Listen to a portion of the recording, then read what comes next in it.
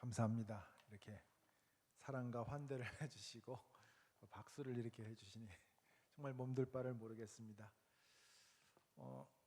이제 연회 때문에 참석했다가 그 모든 사역을 마치고 이제 내일 돌아가는데 마지막 어떤 그 휘날레죠. 그래서 여기 한국에 와서 보고하고 또 말씀을 전하고 기도하고 하는 사역 가운데 있어서 일신감리교회가 마지막이고 또 가장 또 특별히 제가 제일 사랑하는 저희 동생 인동규 목사님이 담임 목사님으로 계시고 그래서 참 너무나 자랑스럽고 뿌듯하고 가슴이 참 벅찹니다.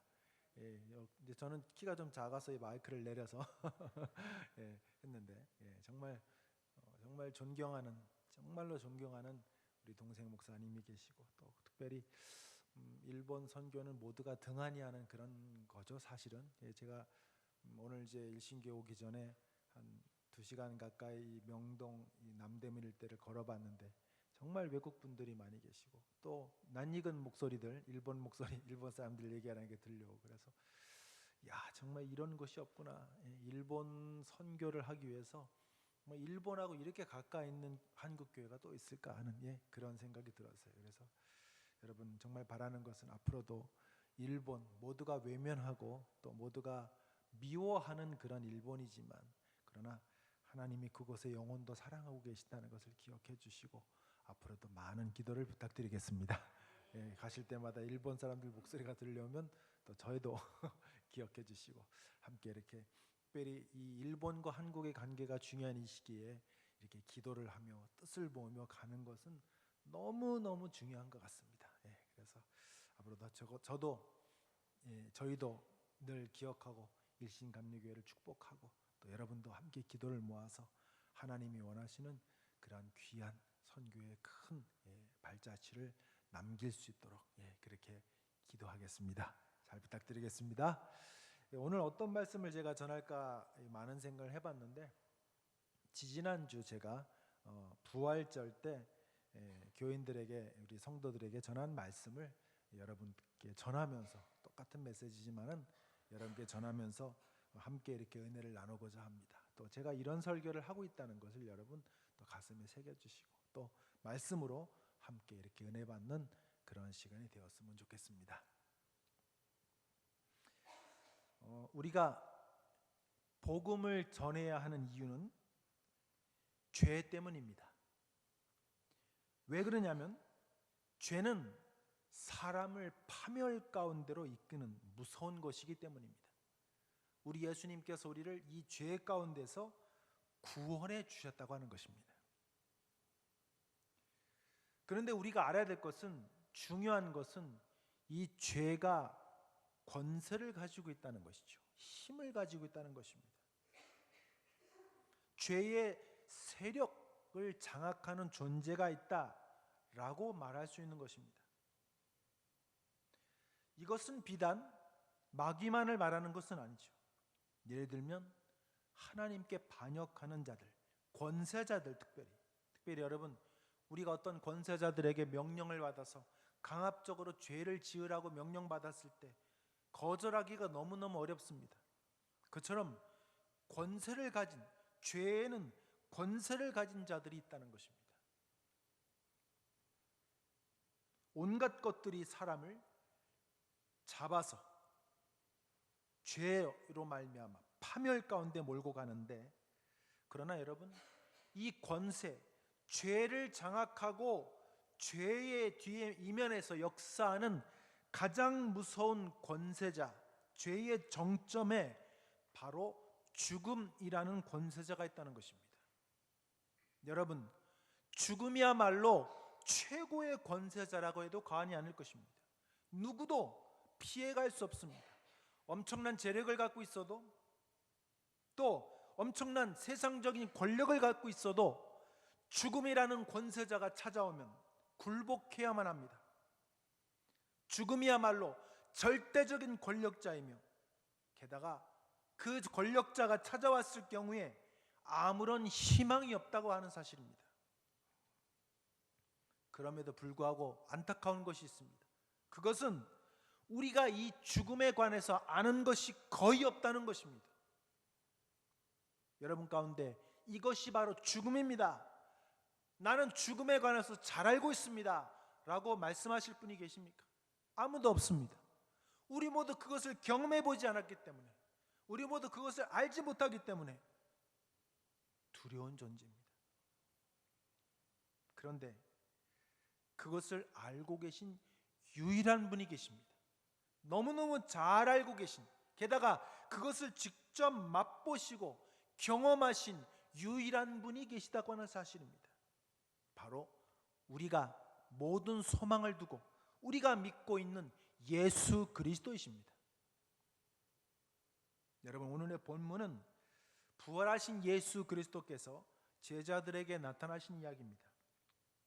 특별히 우리는 부활과 관련해서 이 예수님께서 제자 도마에게 하신 말씀에 주목해야만 합니다. 전승에 따르면 12제자 가운데 한 사람인 이 도마의 본명은 유다였다고 합니다. 성서에는 물론 도마라고 되어 있습니다만, 도마는 아람어 테오마를 그리스어로 번역한 것으로 쌍둥이라는 뜻이죠, 여러분. 자, 어느 날 예수님이 이제 공생의 사역을 하실 때에 유대 제사장들과 지도자들이 예수님을 죽이려고 하는 음모를 꾸미고 있을 때였습니다. 자, 유대 땅에 살고 있는 나사로가 죽었다는 소식이 들려왔습니다.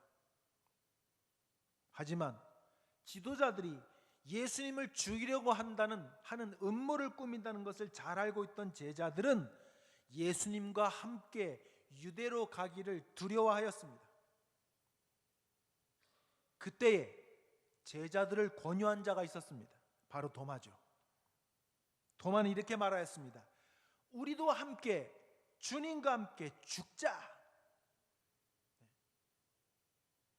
그가 쌍둥이라고 불렸던 것은 어쩌면 예수님과 이처럼 행동을 모든 면에서 같이 하고자 했기 때문일지도 모르겠습니다. 다소 무모한 점이 있을지도 모르지만 도마는 정말로 예수님을 향한 충성심으로 가득 차 있던 제자인 것을 알 수 있습니다. 그런데 이렇게 충성심으로 충만한 것 같은 제자 도마였지만 성경에는 우리를 의아하게 만드는 사건이 등장합니다. 도마에 관한 또 하나의 사건이 등장하는데, 부활의 날 예수님께서 제자들 앞에 나타나셨습니다. 왠지 도마만큼은 그 자리에 있지 않았습니다. 도마는 다른 제자들을 통해서 예수님이 부활하셨다는 소식을 듣게 되었습니다. 그러자 나는 내 눈으로 그의 손에 있는 못자국을 보고 내 손가락을 그 못자국에 넣어보고 내 손을 그의 옆구리에 넣어보지 않고서는 믿지 못하겠소. 여러분, 제자들이 부활하신 예수님을 본 것은 말할 필요가 없어요. 이미 그것은 확실합니다. 직접 나타나셨기 때문에, 보았기 때문에 그것은 부정할 수 없는 사실입니다. 또한 일찍이 예수님께서도 여러 번에 걸쳐서 당신께서 죽었다가 부활하실 것을 말씀하셨습니다. 이렇게 여러분, 제자들이, 다른 동료들이 주님을 봤다라고 하는 것과 예수님이 직접 나는 부활할 것이다 라고 하신 그 말씀이 있었음에도 불구하고 도마는 믿으려고 하지 않았던 것입니다. 자, 8일이 지났습니다. 8일 뒤에 제자들이 다시 모였습니다. 이번에는 도마도 함께 있었습니다. 문이 굳게 잠겼는데 예수님이 그 자리에 나타나셨습니다. 제자들 가운데 서신 예수님은 도마를 보시고는 이렇게 말씀하셨습니다. 도마야, 너의 손가락을 이리 내밀어서 내 손을 만져보고 너의 손을 내 옆구리에 넣어보아라. 그래서 의심을 떨쳐버리고 믿음을 가져라. 그러자 마침내 도마는 다음과 같이 대답했습니다. 나의 주님, 나의 하나님. 여러분, 이 요한복음서에는 예수님께서 제자들을 부르시는 장면들이 나옵니다. 우리 주의를 끄는 것이 있는데 그 중에 그것은 예수님을 만난 제자들의 고백이에요. 제자들의 고백이 등장한다는 사실 아십니까? 예를 들면 나다나엘은 자기가 무화과나무 아래서 기도하고 있다는 것을 보았다라고 하시는 주님의 음성을 듣고는 당신은 하나님의 아들이십니다 라고 고백하죠. 그렇죠? 또한 요한은 주님이 부활하셨다는 소식을 듣고는 무덤으로 달려갑니다. 거기서 빈 무덤을 보았어요. 그러자 믿기 시작했다라고 되어 있습니다. 그런데 여러분, 도마는 그렇지 않았습니다. 예수님을 향한 열심은 있었지만 아직도 믿지는 않았습니다. 다른 제자들이 차례차례 믿기 시작했던 것과 달리 이 도마만큼은 회의주의자가 되어서 의심하는 채로 끝까지 홀로 남겨져 있었다는 것입니다. 여러분, 가끔 우리도 신앙생활을 할 때 회의가 오기도 합니다. 나 같은 것이 하나님 기뻐하실까? 나 같은 것을? 내가 과연 합당할까? 하나님 나 같은 것을 어떻게 보고 계실까? 여러분, 제가 일본에서 이렇게 목회를 하면서 전도하면서 제가 가장 좋아하는 말씀 중에 하나가 뭐냐면 상한 갈대를 꺾지 아니시고 꺼져가는 심지도 끄지 않는 하나님. 여러분, 하나님을 한마디로 말하면 뭐라고 할 수 있을까요? 하나님의 마음을 우리가 한마디로 이것입니다라고 할 때, 물론 사랑, 그렇죠. 물론 맞아요. 틀린 말은 아닙니다. 근데 제가 이렇게 가만히 보니까 하나님을 규정짓는 단어 중에 사랑 못지않게 많이 나오는 말이 있어요. 긍휼이라는 것입니다. 긍휼. 여러분 보세요. 예수님께서 5천 명의 제자들을 먹이셨습니다. 그리고 5천 명의 사람들을 먹이셨어요. 그리고 다 보내십니다. 서둘러 보내셨어요. 게다가 제자들까지 너희도 빨리 서둘러 배를 타고 가서 저쪽 땅으로 가라. 막 서둘르세요. 여러분 이상하지 않습니까? 이 상황을 한번 생각해 보십시오.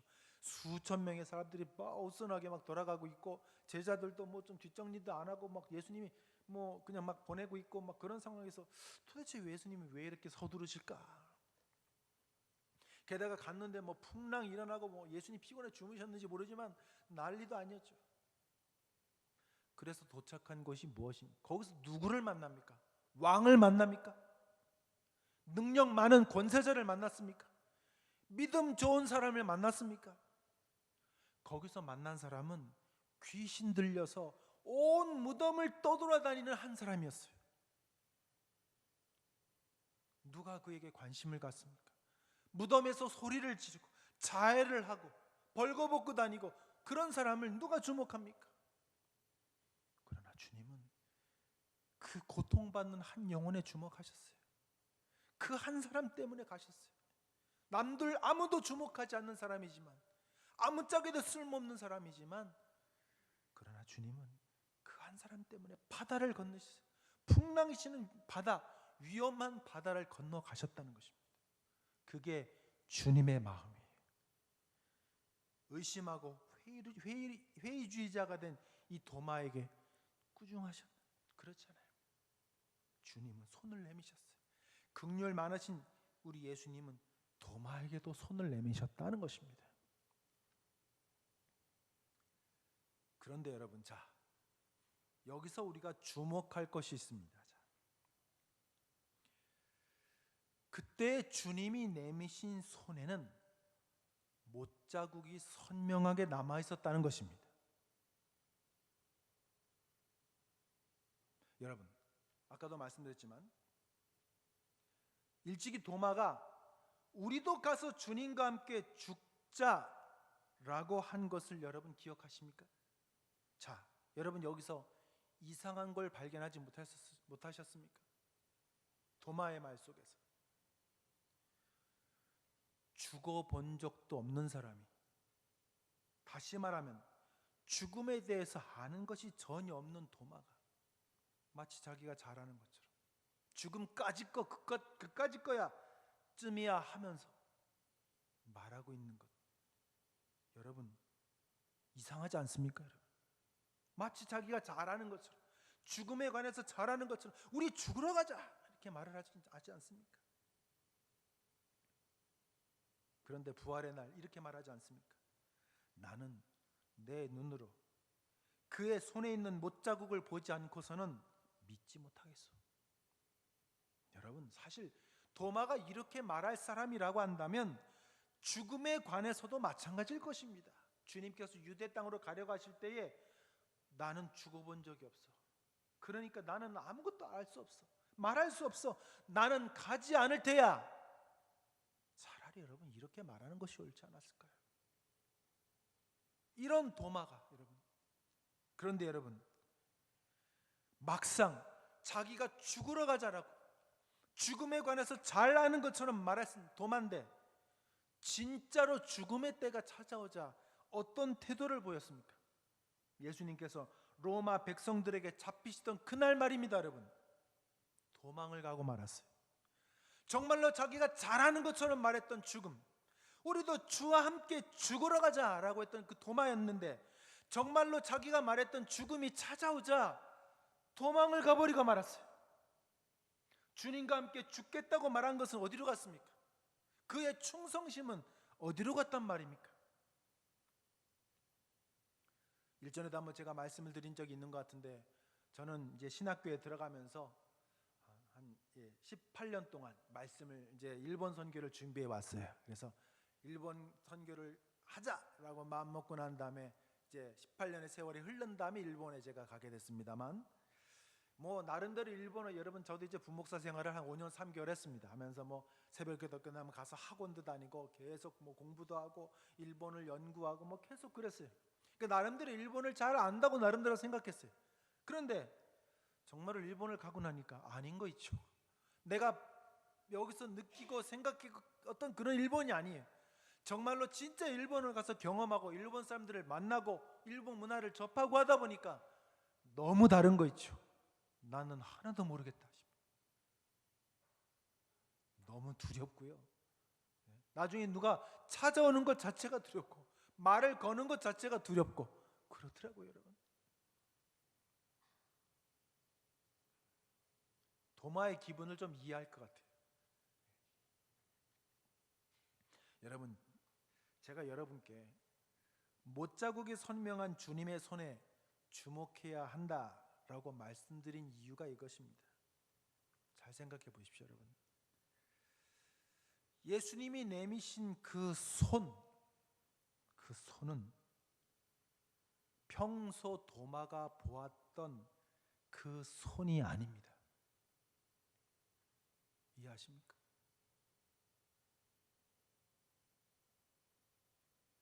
그것은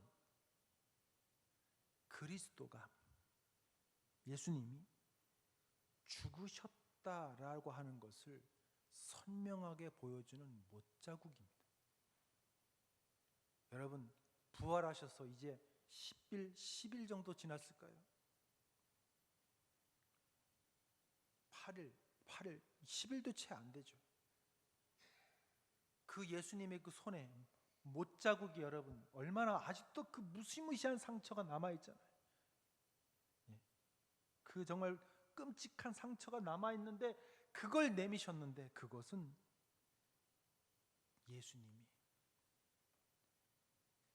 도마가 여러분 나는 죽음에 관해서 잘 알아 마치 그렇게 얘기한 도마지만 그가 왈가왈부하던 그 죽음을 진짜로 경험했고 그 죽음을 진짜로 아는 예수님, 그분이 도마의 앞에 지금 서 있다고 하는 사실입니다. 여러분, 도마가 그것을 보고 나의 주님, 나의 하나님이라고 고백한 것이 단순히 주님을 보았기 때문일까요? 저는 아니라고 봅니다. 여러분, 성경의 모든 기록은요 의미가 없는 것이 없어요. 이 요한복음에는 도마에 관한 두 가지 주목할 만한 기록이 있는데, 첫째로 죽으러 가자라고 그가 죽음에 관해서 말했던 그때이라고, 그리고 오늘의 본문입니다. 잘 보세요 여러분. 왜 요한복음의 기자는 도마 이야기를 하면서 죽음이라는 것과 부활이라는 것을 연결지어서 이야기하고 있습니까? 다른 이야기 많았을 거 아닙니까? 디디모 쌍둥이니까 예수님처럼 살고자 했던 다른 이야기를 할 수도 있었을 텐데 요한복음의 기자는 일부러 죽음을 얘기하고 부활을 얘기하고 있다는 사실, 이 두 가지 사실을 도마에게 했어. 도마라는 한 사람에게 비춰서 이야기하고 있다는 사실, 즉 이 두 가지는 별개가 아니라는 것입니다. 주님께서 손을 내미셨을 때 도마는 주님의 손이 평소와 다름을 보았습니다. 못자국이 선명한 손, 그 손은 바로 주님이 죽음을 경험하셨다는 것을 의미하는 것입니다. 그 순간 여러분, 만약에 여러분 도마였다면 어땠을까요? 주님이 그 손을 탁 내미셨을 때, 그때 도마의 머릿속에는 지난날의 기억이 떠올랐을 겁니다. 무모하게 동료들을 선동했던 것, 죽음에 관해 잘 알고 있는 것처럼 왈가왈부하던 그때 일이 떠올랐을 거예요. 그런데 정작 그때가 오자 도망을 가고 말았어요. 자기가 큰 소리치며 말했던 죽음에 관해서 실상 아무것도 알지 못했던 자신의 초라함이 드러나는 순간입니다. 여러분, 서두에서 말씀을 드렸지만 죽음, 우리 모두가 두려워하는 것입니다. 모두가 두려워하는 것이, 죽음이 찾아오면 희망은 사라지고 맙니다. 모든 것이 끝입니다. 누구 한 사람 그것을 피해 갈 수도 없습니다. 안타깝게도 그러나 우리는 그것에 관해서 아는 것이 거의 없어요. 제가 한국에 온다고 하니까 저희 딸아이가 막 걱정해요. 아빠 전쟁 나는 거 아니냐고. 그래서 제가 그랬어요. 뭐 죽으면 할 수 없지 않냐. 뭐 죽음의 인간의 죽음에 대한 공포와 두려움. 네. 근데 다행히 뭐 일단 아직까지는 아무 문제 없는 것 같습니다. 네. 그런데 여러분 놀랍지 않습니까? 죽음을 직접 경험한 분이, 만약에 여러분 부처님이 그랬다면 아무도 안 믿었을 거예요. 그러나 죽음을 직접 경험하고 죽음을 직접 맛보신 분이 나타나셔서 손을 내미시면서, 죽었다는 것을 보여주신 손을 내미시면서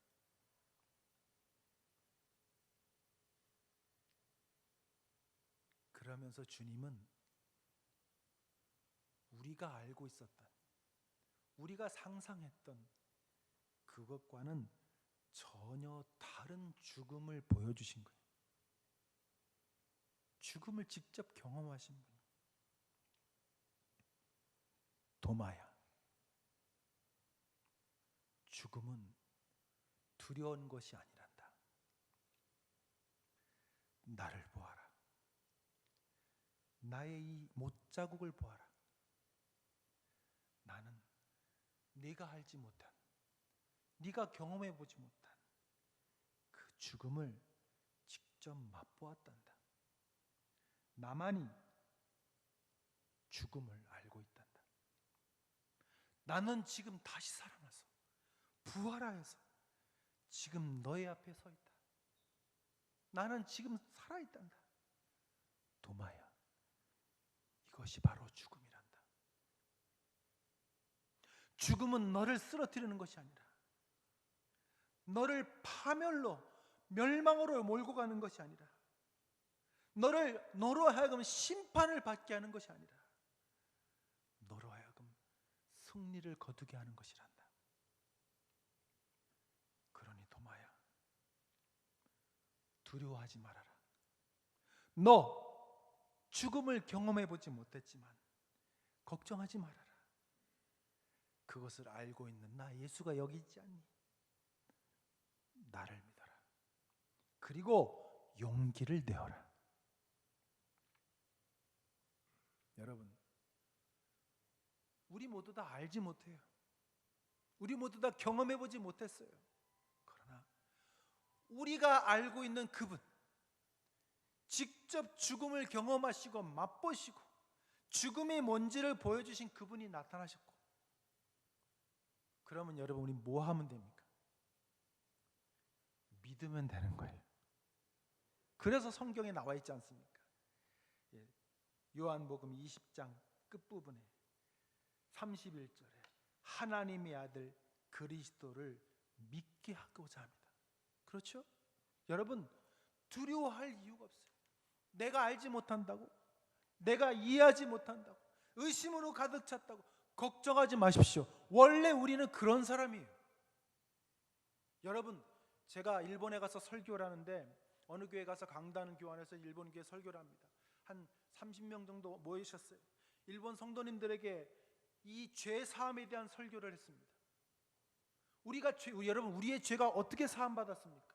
우리가 훌륭해서, 우리가 기도를 많이 해서, 천만의 말씀입니다. 우리의 의로움이 나를 구원하는 것이 아니고, 우리의 성실함이 나를 구원하는 것이 아니고, 그분의 성실함이, 그분의 완전하심이. 우리는 원래 의심이 많습니다. 여러분, 우리 원래 연약하고 문제를 만나면 두려워하고 어떤 일을 만나면 좌절하기도 하고 그런 존재예요, 여러분. 그러나 우리가 믿음을 갖고 고백하는 것은 그리스도가 그런 분이기 때문이에요. 그런 그리스도를 우리가 여러분 구원의 주님으로서 삼을 수 있는 유일한 길은 바로 믿는 거예요, 여러분. 믿음으로 가는 겁니다. 목사님, 나는 기도를 별로 못해요. 그렇다고 구원 못 받습니까? 그러니까 주님이 기도하시죠. 목사님, 나는 성실하지 못해. 그러니 주님은 성실하시죠. 믿음으로 가는 것입니다. 우리 죽음을 알지 못하지만 죽음을 아는 분이 계시니까 믿음으로 가는 거예요, 여러분. 그날 이후로 정말로 도마는요, 보지 못하고 믿었어요. 죽음을 경험해 보지 못했지만 믿었어요. 아, 죽음이 끝이 아니었구나. 죽음으로 하여금 우리는 승리할 수 있구나. 죽음은 우리를 파멸로 모는 것이 아니라 부활로, 우리를 하여금 영생으로, 승리로 이끄는 것이 죽음이구나. 도마는 확실하게 믿고 나아갔습니다. 담대하게 보지 못한, 내가 두 눈으로 보지 않고서는 믿지 못하겠다라고 말했던 도마였는데, 보지 못한 이 죽음에 담대하게 맞섰던 것입니다. 놀랍지 않습니까?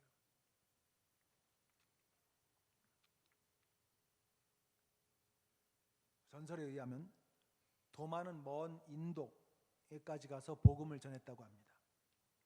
그곳에서 수많은 사람들이 도마가 전하는 메시지를 듣고 본 적도 없는 예수님을 믿었어요. 여러분, 본 적도 없는 분을 어떻게 믿을 수 있을까요? 첫째로 죽음을 맛보고 승리하신 주님을 전했기 때문이고, 둘째로 도마가 본 적도 없는 죽음을 두려워하지 않았기 때문입니다. 여러분, 제가 일본에서 이렇게 보니까 이 죽음의 문제가 굉장히 심각합니다. 그런데 너무너무 무서운 권력자, 이건 뭐 죽음은 엄청난 권력자라서 여러 가지 사람들의 행동이 나타납니다. 첫째로 죽음에 굴복하는 사람이 있어요. 죽음이라는 권세자에게 무릎을 꿇어버리는 사람이 있어요. 대부분이 그런 것 같습니다. 또 죽음이 너무너무 무섭고 엄청난 권력을 가졌으니까 죽음을 숭배하는 사람이 있어요. 심지어는 죽음을 찬양하는 사람이 있습니다. 일본이야말로 그런 것 같아요. 죽음을 숭배하고 죽음을 찬양하죠. 그러나 우리는 알고 있어요. 죽음을 이기신 그분을 알고 있고, 죽음의 끝이 아니라 부활이고 영생이라는 사실을 알고 계시고 말씀하신 유일한 분이 계시기 때문에 우리는 죽음을 숭배하지 않습니다. 굴복하지 않습니다. 죽음을 이기신 예수님을 고백하고 믿는 것입니다. 할렐루야. 그렇죠. 혹시 여러분 가운데 죽음의 공포에 두려워 떠는 분이 계십니까? 그러나 여러분이 믿음을 가지고 주님을 믿는다면 아무것도 두려워할 것이 없습니다. 나는 부활이요 생명이다. 나를 믿는 자는 죽어도 살겠고, 무릇 살아서 나를 믿는 자는 영원히 죽지 아니하리라. 이것이 죽음의 선언입니다. 한번 말씀해 보십시오, 여러분. 세상의 종교나 세상의 불신자들 앞에 이것이 바로 성경이 말하는 죽음이라고 말해 보십시오. 저는 놀라운 거 있죠. 어느 종교도 이렇게 말하지 않아요. 부처님도 공자님도 말하지 않아요. 왜? 경험해 보지 못했으니까. 모두가 굴복해 버렸으니까. 근데 성경만큼은 그렇지 않아요. 죽음은 영생이고 부활이고 나를 믿는 자는 죽어도 살겠고 살아서 믿는 자는 영원히 죽지 아니하리라. 놀랍지 않습니까, 여러분?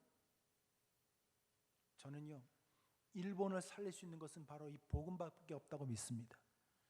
지금 일본 교회가 원하는 것이 그거예요. 일본에 제가 참 저를 위해서 많이 기도해 주시고 하신 여러분들이 계신데 그분들이 그런 거예요. 이 예수님을 전하는 이 복음의 메시지가 필요하다고. 저는 기도하고 있습니다. 주님, 복음만이 살 수 있다면 나에게 이 복음의 메시지를 주시고 그래서 죽음을 이기신 그리스도를 전하게 하여 주시옵소서. 여러분, 우리도 언젠가 다 죽습니다. 다 죽어요. 그러나 죽는 때가 오지만 두려워하지 마십시오. 그 다음을 알고 있기 때문에, 죽음을 맛보신 그분을 믿기 때문에 아무것도 두려워할 것이 없습니다. 앞으로도 저는 죽음을 이기신 이 예수 그리스도를 전하고, 또 특별히 우리 일신감리교회 여러분, 일본을 위해서 기도하는 분들이 많지 않음을 알았어요. 모두가 외면하지만 여러분들의 기도와 특별히 윤동규 목사님과 여러분들의 기도에 힘을 얻어서 앞으로도 살아계신 죽음을 이기신 예수님을 담대하게 전하며 나가겠습니다. 주님이 보여주신 죽음은 죽음으로 끝나는 것이 아니라, 심판이 기다리고 있는 것이 죽음이 아니라 부활이 따라오는, 영생이라고 하는 이 기쁨이 따라오는 죽음이라고 하는 것입니다. 죽음을 이기신 예수님을 찬양하며 주님께만 소망을 두고 믿음을 가지고 나아가시는 일신감리교회 여러분 위해 하나님의 크신 은혜가 넘쳐나길 축원합니다. 기도하겠습니다.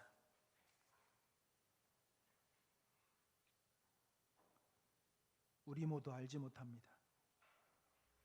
세상 어느 누구도 죽음이 이렇다고 말하지 못합니다. 죽음에 굴복하고 죽음이 두려워 숭배하고 죽음을 찬양하고 신으로 섬기는 자들이 있습니다만, 그러나 우리는 그 죽음을 이긴 한 목수를 알고 있습니다. 그의 탄생은 초라했고 그의 생애는 가난했고 그의 죽음은 모두와의 멸시와 조롱 가운데 끝났지만, 그러나 그는 부활해서 이것이 바로 죽음이라고 가르쳐 주셨습니다. 의심하는 도마마저 그 명확한 메시지에 굴복하고 말았습니다. 자기가 떠벌렸던 죽음에 대해서 묵묵히 보여주신 주님 앞에 그는 나의 주님, 나의 하나님이라고 고백할 수밖에 없었습니다. 이 세상 얼마나 많은 사람들이 죽음의 두려움에 사로잡혀 삽니까? 이 세상 얼마나 많은 사람들이 죽음 때문에 고통받고 있습니까? 우리 모두 피해갈 수 없는 이 무서운 권력자이지만 우리는 이 무서운 권력자를 이기고 승리하신 예수님을 알고 있습니다. 주님께만 소망을 둡니다. 주님 바라옵기는 일신감리교회 모든 분들이, 윤동규 목사님과 여기 계신 일신감리교회 모든 성도님들이 죽음을 이기신 예수님께만 소망을 두고, 그리고 이 예수 그리스도를 이 세상에 담대하게 선포하게 하여 주시옵소서. 그렇습니다. 우리가 믿는 분이 바로 그분입니다. 아무도 대적할 수 없습니다. 죽음을 이기신 예수, 죽음 뒤에 부활을 약속하신 예수, 나를 믿는 자는 죽어도 살겠고 무릇 살아서 나를 믿는 자는 영원히 죽지 아니하리라. 이 약속의 말씀에 소망을 두고 가는 우리 일신감리교회를 축복하여 주시옵소서. 저도 일본 땅에서, 척박한 일본 땅에서 그리스도를 전하고 죽음을 이기신 그리스도를 전하고 담대하게 나아가겠습니다. 특별히 그 가운데 일신감리교회 귀한 성도님들의 기도가 저에게 큰 힘이 됩니다. 모두가 외면하는 일본 선교, 모두가 하나님 고개를 돌려버리는 선교지만, 그러나 분명히 이 기도는 땅에 떨어지지 않고 열매를 맺을 수 있습니다. 그날이 올 줄 확신합니다. 일신감교회를 축복하여 주시옵소서. 죽음을 이기신 그리스도를 보고 두려움을 떨치고 일어나게 하여 주시옵소서. 예수님 이름 의지해서 간절히 기도드리옵나이다. 아멘. 감사합니다.